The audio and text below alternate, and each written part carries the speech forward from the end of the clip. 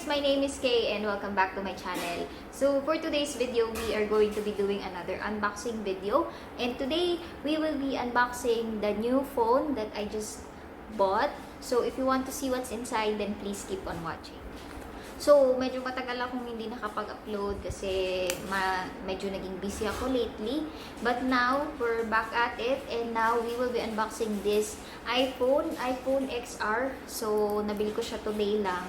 So iPhone XR 128GB tapos color white. So binili ko siya sa Hyper Panda sa Andalus. Original price niya is 3,499 pero naka-sale siya. So today is the first day of the sale. So naka-sale siya 2,800 reals. So 2,799. So mura na siya for its price, knowing na 128GB siya. So without further ado, let's start muna. By the way, quick backstory lang, my old phone is the one that I'm using sa pag-shoot ng video. So I'm using a Samsung SE Plus. So it's the first time that I'll be using an Apple device. So actually, hindi ako fan ng Apple for the fact na parang nasa mentality ko na medyo madamot yung iPhone, hindi masyadong makapag-download ng mga apps and music and other stuff. But I realized na yung Samsung ko kasi wala pa siyang 2 years, ang dali niya ng malobat. So yung battery performance yung nakapag-unjok sa akin bumili ng iPhone. So let's start unboxing. So sealed siya with plastic. So i-open na natin siya. So ayan yung box. So, yan siya. So, it says here that it's designed by Apple in California. So, may cover pa siya. So, dito sa cover, meron siyang mga, I think, andito yung may sticker. May kasama siyang ganyan.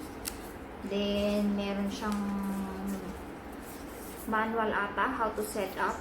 So, it's available in Arabic, English, and I don't know what language is this. Hindi ko alam. So, yan. May tatlong sets of manuals or maybe this is the instructions how to set up your iPhone. Mayroon siyang user guide. So, it's also available in 3 languages. And itong pin na pang-open ng SIM card slot. So, ito important to kasi syempre para mabuksan mo yung SIM tray, kailangan lagi mo tong dala at all times. Most especially pagka magta-travel ka or ano, kasi syempre magpapalit ka ng SIM card. So, yan. So, yun lang yung laman niya. So, pag inopen mo na siya, ito na yung iPhone. So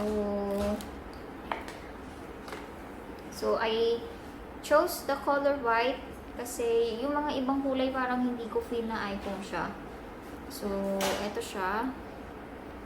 So, I think it's the same size nung mas maliit siya ng konti dun sa cellphone ko. Pero parang mas mabigat siya ng konti. So, eto siya. So, nice. So, ilagay mo na natin sa side. So, meron siyang kasamang earpods. So, ito yung wired na headset nila. Ito yung lightning cable.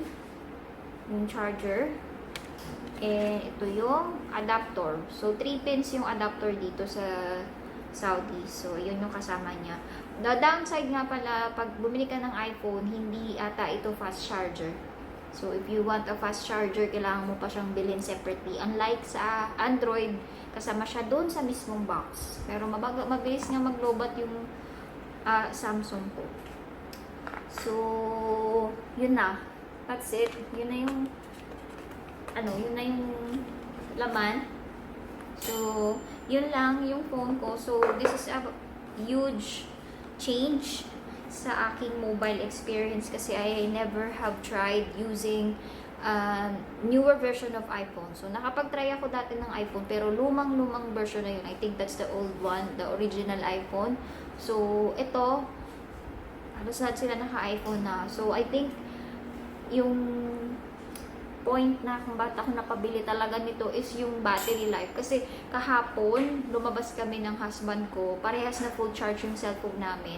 Pag uwi, ako 29%, yung kanya 75%. Nakabukas yung internet niya, nanonood siya ng videos, i-internet siya. Ako naka-airplane mode, tapos pag uwi ko, 25% na lang. So, I don't know if sa cellphone ko yun, cellphone settings, pero I think okay yung iPhone when it comes to battery performance. So, I will be trying to vlog using this new phone. So, excited na ako. So, this is the reward sa aking pagpasa sa aking recent exam na tinake. So, hindi ako masyadong nagigilty. Pero, mura na din kasi siya. So, naka-sale. So, if maganda yung quality ng cellphone mo, hindi ka bibili lagi ng cellphone like every 2 years, ganyan. So, I think abot ng 3 years yung lifespan nito. So, yun lang yung video ko for today. Sana nagustuhan nyo yung unboxing video nitong aking new iPhone. If you like videos like this, please hit the like button. Comment down below if gusto nyo gawan ko to ng review. Yung comparison between iPhone and Android. Kung gusto nyo lang naman, kung ayaw nyo, okay lang din. Please subscribe to my channel if you haven't already. And I will see you on my next video. Bye!